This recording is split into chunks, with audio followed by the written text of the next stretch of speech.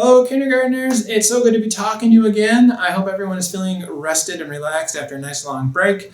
And now it's time to get back into that school mode. Now, I know it can be hard to get back into school mode, whether it's working on your iPad at home or actually coming into school. For a lot of the adults here, and maybe your adults at home, it can be hard to get back into that routine. I know for me, it's really hard to get up early again. I sleep in a little bit later when we don't have school, so it takes a little while. So if you're feeling a little grouchy or a little tired, a little frustrated, that's okay. Don't feel bad about that. That's totally normal. But that doesn't mean that you don't do your work or that you can be grouchy or cranky with the adults or the other boys and girls. We still have to figure out, remember, how to get back into that green zone. So if you need some reminders, you can always go back to the zones of regulation room and you can go back through and come up with some ideas of how you're going to get yourself back into the green zone from the blue zone or back into the green zone from the yellow zone, so that you're ready to do that schoolwork now that we're back into school mode. So now that we are back, I didn't want to start doing something new. I thought it'd be good to kind of start with a reminder, a refresher, a little bit of a review. So we've been working on solving those small problems all on our own. Remember, big problems, you're going to get an adult for help. So like if something's broken, something scary is happening, someone's hurt, we want the adult help. But the small problems, we want you to solve on your own.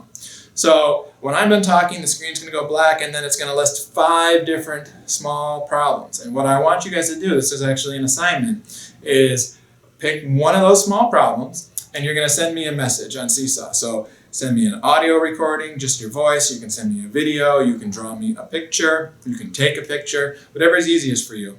But pick one of those small problems and tell me what you would do to solve it. So for example, if you picked number 2, you might send me a message, a video or an audio recording and say, Mr. Kramer, I picked number 2 and to solve it, I was going to talk it out. So that would be great. It can be nice and short like that. It doesn't have to be anything really big. I just want to hear how you might solve one of these small problems and get you guys thinking about remembering what we've learned so you can work on continuing to solve those small problems at school or solving those small problems at home so you're not going to the adults for help and bugging them with those things that you guys can solve all on your own.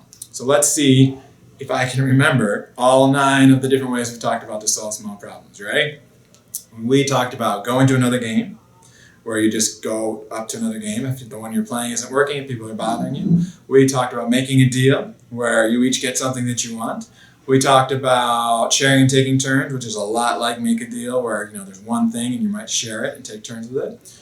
We talked about ignore, my favorite one to use at school. We talked about walk away, which is like ignore, but remember you're just actually going to get up and go somewhere else. We talked about asking someone to please stop, which is great if someone's bothering you. We talked about apologizing, where if you did something that you know you're not supposed to do, that you can apologize to the person. We talked about talk it out, which is the hardest one, because you've got to say what the problem is and then what you want the person to do about it, but that can help solve almost any small problem. And finally, we talked about wait and cool off. Whew, did it.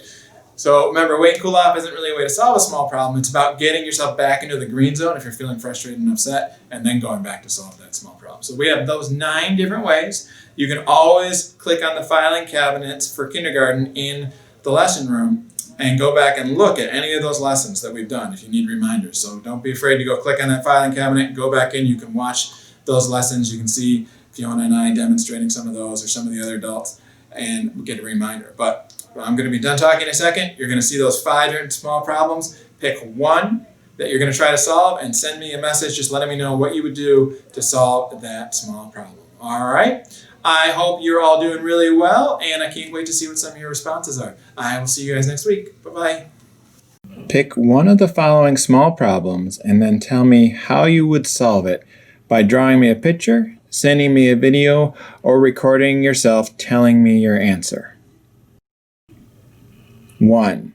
You are trying to do your work at home on your iPad, but someone is making a lot of noise and bothering you. 2. You accidentally knock another student's crayon box onto the floor and everything spills. 3. On the playground, you ask some friends if you can play with them, and they say no. 4. You are at home and you want to play one game, but the person you are playing with wants to play a different game. 5. You are at school or at home, and you know it is your turn to pick which toys you want to play with first, but someone else, a friend or a brother or a sister, says it is their turn to pick first.